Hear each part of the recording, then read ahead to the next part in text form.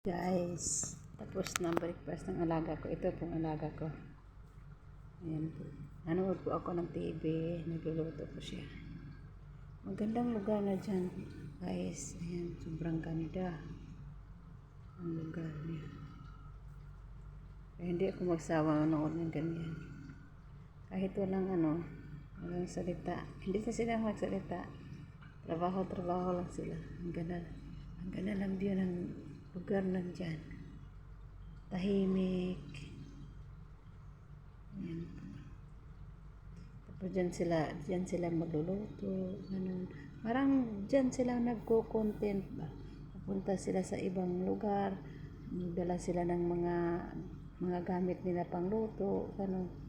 Tapos doon sila magluluto. Ayan po.